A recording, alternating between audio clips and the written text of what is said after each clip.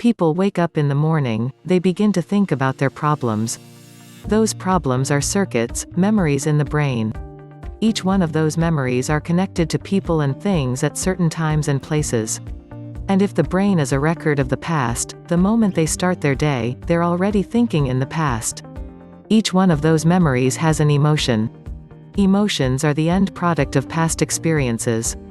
So the moment they recall those memories of their problems, they all of a sudden feel unhappy, they feel sad, they feel pain. Now, how you think and how you feel creates your state of being. So the person's entire state of being when they start their day is in the past. So what does that mean? The familiar past will sooner or later be predictable future. So if you believe that your thoughts have something to do with your destiny, and you can't think greater than how you feel or feelings have become the means of thinking, by very definition of emotions you're thinking in the past. And for the most part you're going to keep creating the same life. So then people grab their cell phone, they check their WhatsApp, they check their texts, they check their emails, they check Facebook, they take a picture of their feet, they post it on Facebook, they tweet something, they do Instagram, they check the news, and now they feel really connected to everything that's known in their life. And then they go through a series of routine behaviors. They get out of bed on the same side, they go to the toilet, they get a cup of coffee, they take a shower, they get dressed, they drive to work the same way. They do the same things, they see the same people that push the same emotional buttons, and that becomes the routine and it becomes like a program. So now they've lost their free will to a program and there's no unseen hand doing it to them. So when it comes time to change, the redundancy of that cycle becomes a subconscious program. So, now 95% of who we are by the time we're 35 years old is a memorized set of behaviors, emotional reactions, unconscious habits, hardwired attitudes, beliefs and perceptions that function like a computer program. So then a person can say with 5% of their conscious mind, I want to be healthy, I want to be happy, I want to be free. But the body's on a whole different program. So then how do you begin to make those changes? Well, you have to get beyond the analytical mind, because what separates the conscious mind from the subconscious mind is the analytical mind. And that's where meditation comes in, because you can teach people through practice how to change their brainwaves, slow them down. And when they do that properly, they do enter the operating system where they can begin to make some really important changes.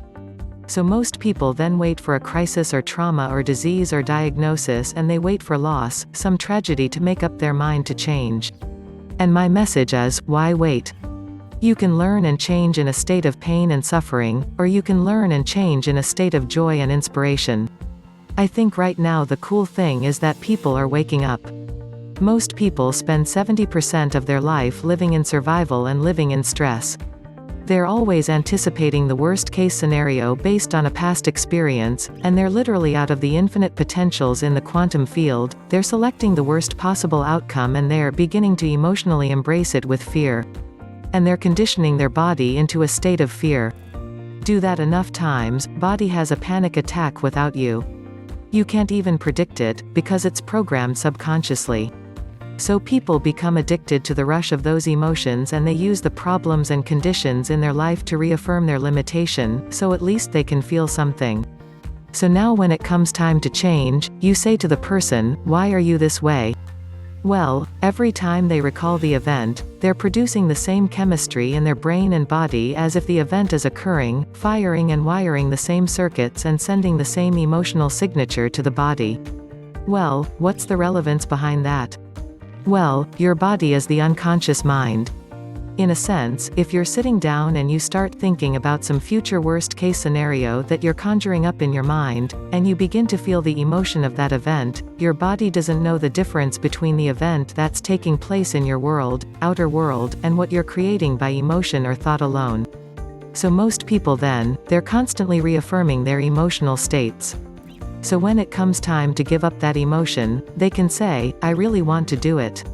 But really the body is stronger than the mind because it's been conditioned that way. So the servant, now has become the master, and the person all of a sudden, once they step into that unknown, they'd rather feel guilt and suffering because at least they can predict it. Being in the unknown is a scary place for most people because the unknown is uncertain. People say to me, well, I can't predict my future. I'm in the unknown. And I always say, the best way to predict your future is to create it. Not from the known, but from the unknown. What thoughts do you want to fire and wire in your brain? What behaviors you want to demonstrate in one day? The act of rehearsing, the mentally closing your eyes and rehearsing the action Tom Bilyeu, rehearsing the reaction of what you want or the actual the action of what you want, by closing your eyes and mentally rehearsing some action. If you're truly present, the brain does not know the difference between what you're imaging and what you're experiencing in 3D world. So then you begin to install the neurological hardware in your brain to look like the event has already occurred. Now your brain is no longer a record of the past, now it's a map to the future. And if you keep doing it, priming it that way, the hardware becomes a software program, and who knows, you just may start acting like a happy person. Then I think the hardest part is to teach our body emotionally what the future will feel like ahead of the actual experience. So what does that mean? You can't wait for your success to feel empowered. You can't wait for your wealth to feel abundant. You can't wait for your new relationship to feel love or your healing to feel whole. I mean, that's the old model of reality of cause and effect, waiting for something outside of us to change how we feel inside of us, and when we feel better inside of us, we pay attention to whoever or whatever caused it. But what that means then is that from the Newtonian world is that most people spend their whole life living in lack, waiting for something to change out there. Tom Bilyeu, what do you mean the Newtonian world? Newtonian world is all about the predictable. It's all about predicting the future, but the quantum model of reality is about causing an effect. The moment you start feeling abundant and worthy, you are generating wealth. The moment you're empowered and feel it, you're beginning to step towards your success. The moment you start feeling whole, your healing begins. And when you love yourself and you love all of life, you'll create an equal, and now you're causing an effect. I think that's the difference between living as a victim in your world saying, I am this way because of this person or that thing or this experience. They made me think and feel this way. When you switch that around, you become a creator of your world and you start saying, my thinking and my feeling is changing an outcome in my life. And now, that's a whole different game, and we start believing more that we're creators of reality. And most people, when they have a thought, they just think that that's the truth. I think one of my greatest realizations in my own journey was just because you have a thought, that doesn't necessarily mean it's true.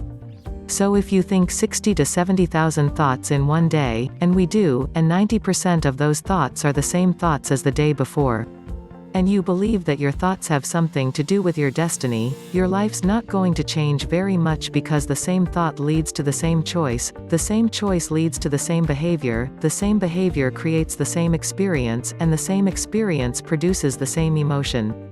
And so then the act of becoming conscious of this process, to begin to become more aware of how you think, how you act, and how you feel is called metacognition. And so then why is that important? Because the more conscious you become of those unconscious states of mind and body, the less likely you're going to go unconscious during the day. And that thought is not going to slip by your awareness unchecked, because it means to know thyself. The word meditation means to become familiar with.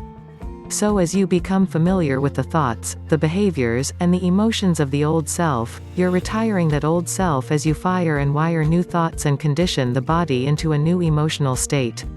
If you do that enough times, it'll begin to become familiar to you. So it's so important. Just like a garden, if you're planting a garden, you got to get rid of the weeds. You got to take the plants from the past year and you've got to pull them out. The rocks that sift to the top that are like our emotional blocks, they have to be removed. Its soil has to be tenderized and broken down. We have to make room to plant the new garden. So primarily we learn the most about ourselves and others when we're uncomfortable, because the moment you move into that uncomfortable state, normally a program jumps in. When that program jumps in, it's because the person doesn't want to be in the present moment and engage it consciously. So if you're not being defined by a vision of the future, then you're left with the old memories of the past and you will be predictable in your life. And if you wake up in the morning and you're not being defined by a vision in the future, as you see the same people and you go to the same places and you do the exact same thing at the exact same time, it's no longer that your personality is creating your personal reality. Now your personal reality is affecting or creating your personality. Your environment is really controlling how you think and feel unconsciously. Because every person, everything, every place, every experience has a neurological network in your brain. Every experience that you have with every person produces an emotion. So some people will use their boss to reaffirm their addiction to judgment. They'll use their enemy to reaffirm their addiction to hatred. They'll use their friends to reaffirm their addiction to suffering. So now they need the outer world to feel something. So to change then, is to be greater than your environment, to be greater than the conditions in your world and the environment. Is that seductive? So then why is meditation the tool? Well, let's sit down. Let's close our eyes. Let's disconnect from your outer environment. So if you're seeing less things, there's less stimulation going to your brain. If you're playing soft music or you have earplugs in, less sensory information come into your brain. So you're disconnecting from your environment. If you can sit your body down and tell it to stay like an animal, stay right here. I'm going to feed you when we're done. You can get up and check your emails, you can do all your texts, but right now you're going to sit there and obey me. So then when you do that properly and you're not eating anything or smelling anything or tasting anything, you're not up experiencing and feeling anything, you would have to agree with me that you're being defined by a thought, right?